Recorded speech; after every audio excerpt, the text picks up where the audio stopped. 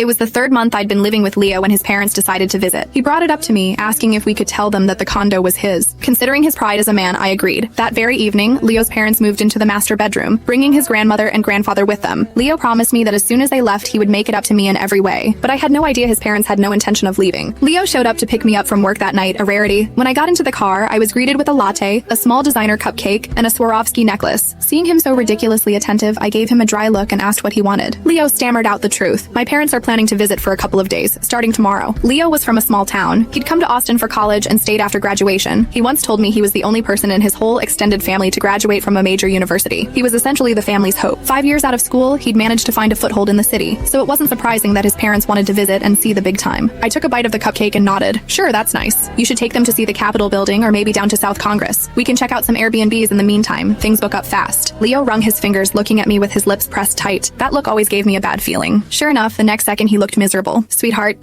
could they stay at our place? I told my parents I bought a place in the city. You know how it is. I've been out of school for 5 years, and every time they call, they ask if I've bought a house yet. I couldn't take it anymore, so I told them I did. So this trip, they're mainly coming to see the condo I supposedly bought. I stared at Leo, shocked. The man who was so straightforward and honest with me was apparently a total phony with his own family. He'd actually lied about owning a home in Austin. Leo clasped his hands together and pleaded, Sienna, just for the few days they're here, can we tell them the condo is mine? I promise they'll see the place and then they'll be gone. They definitely won't bother us. I dropped my head, slowly finishing the cupcake spoon by spoon. Only then did I sigh. Leo was hung up on his image, especially since he was the sole college graduate in the family. If his parents found out that 5 years after graduation, he was barely scraping a 6-figure salary and was living in his girlfriend's condo, a condo her parents had bought, no less, how could he ever face them again? Considering Leo's dignity as a man, I nodded and agreed. You have to promise me they'll only stay a few days, and they are absolutely not to go through any of my things. Seeing my agreement, Leo instantly snapped a salute. Don't worry, I will protect all your stuff with my life. I swear they won't touch a thing. As soon as they leave, I'll take a week off and we'll go on that cruise to the Greek Isles we talked about. Leo's parents arrived on Saturday. Leo and I went together to pick them up from the airport. I thought it was just his parents. I didn't expect his Nana and Grandpa to be there too. The two elderly people trailed behind his mom and dad. His grandpa sounded like he had a cold, coughing as he walked. He suddenly coughed up a thick wad of phlegm and spat it right onto the pavement. I nearly gagged up my lunch. Leo hurried forward to take the suitcases from his parents. I politely followed alongside him and offered a friendly greeting to his mother and father. They weren't overly warm to me, giving only a quick, dismissive nod. Our 5-seater SUV with me in it obviously couldn't fit 5 people in luggage. Leo pulled me aside and asked me to take a taxi home. Sienna, I'm so sorry. I truly didn't know Nana and Grandpa were coming. They didn't tell me. Could you please just tough it out and grab a ride home? I'll reimburse you for the fare. On the other side of the car, Leo's mom kept calling his name. Looking at his conflicted expression, I reluctantly nodded, even though I didn't want to. It was their family. Me being there would have been awkward. Seeing that I agreed, Leo threw an arm around me and kissed me. I knew you were the best.